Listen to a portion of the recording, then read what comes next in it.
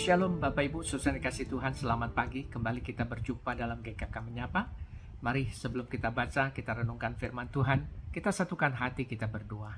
Bapa kami yang di surga, terima kasih untuk pagi yang indah yang Tuhan anugerahkan, hari yang baru. Dan kami mau bersama-sama merenungkan firman-Mu sebelum kami disibukkan dalam segala kegiatan kami. Terima kasih Bapak, bersabdalah karena kami mau belajar dan juga diajar oleh firman Tuhan. Di dalam nama Tuhan Yesus kami sudah berdoa. Amin.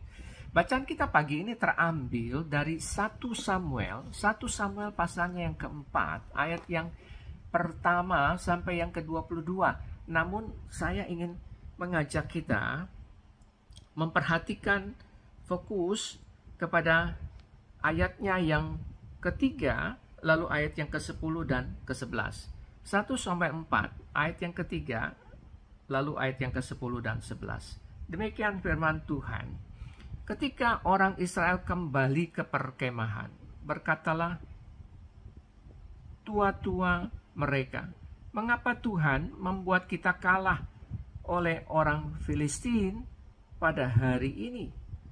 Mari kita ambil tabut perjanjian Tuhan dari Silo, supaya ia datang ke tengah-tengah kita dan menyelamatkan kita dari tangan musuh kita." Ayat yang ke-10.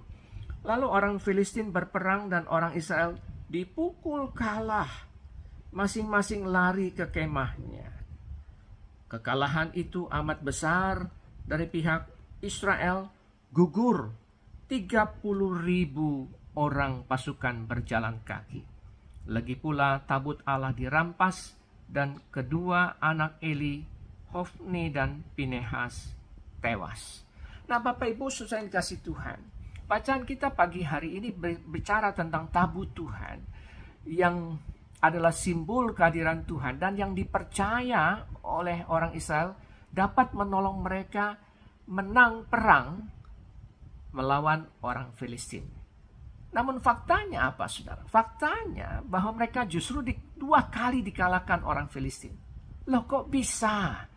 Yang pertama saudara, Israel maju berperang tanpa melibatkan Tuhan. Alasan pertama kenapa Israel kalah berperang adalah karena mereka maju berperang tanpa lebih dulu bertanya kepada Tuhan melalui perantaraan Samuel. Apakah memang mereka harus maju berperang atau tidak? Dan jika memang harus, maka mereka dapat mengandalkan Tuhan dan bukan semata-mata mengandalkan kuat gagahnya mereka sendiri. Nah, kiranya kita semua diingatkan Bapak Ibu, seperti yang dikatakan dalam Yakobus 4 ayat yang ke-15 bahwa kita harus melibatkan Tuhan dalam perkara apapun. Apakah itu usaha kita, pekerjaan kita, rumah tangga kita, dan masa depan kita dan seterusnya saudara. Dan tidak bersandar pada diri kita sendiri. Dan yang kedua saudara, Israel kalah berperang tetapi tidak belajar dari kesalahan. Alasan kedua kenapa Israel kalah berperang adalah ketika Israel berperang tidak melibatkan Tuhan. Tetapi ketika mereka kalah berperang, mereka justru menyalahkan Tuhan. Nah meskipun mereka sudah membawa tabut Tuhan ke medan perang, tetapi tetap kalah. Nah kenapa begitu saudara? Jika saja para tua-tua Israel mau introspeksi diri, maka mereka akan mengerti bahwa yang terpenting itu bukan tabutnya, tetapi Tuhannya. Harusnya mereka tidak overconfident dan mengabaikan Tuhan. Sehingga jika memang ada yang harus disalahkan, bukan Tuhan, tetapi diri mereka sendiri. Nah biarlah kita belajar saudara, bahwa ketika kita gagal dalam sesuatu, apakah itu dalam karir kita, bisnis kita, studi kita, atau apapun itu saudara, jangan cepat-cepat menyalahkan Tuhan.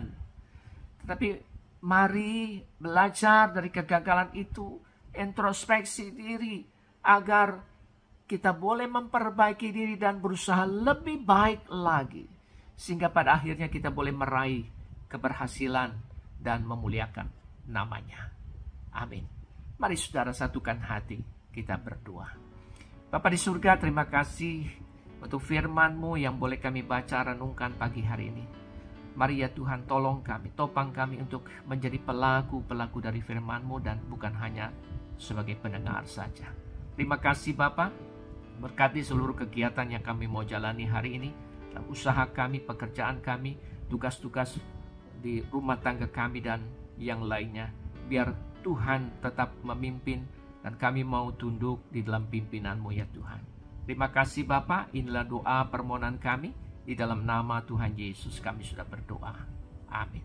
Selamat pagi Bapak Ibu saudara dikasih Tuhan. Selamat beraktivitas. Tuhan Yesus memberkati. Amin.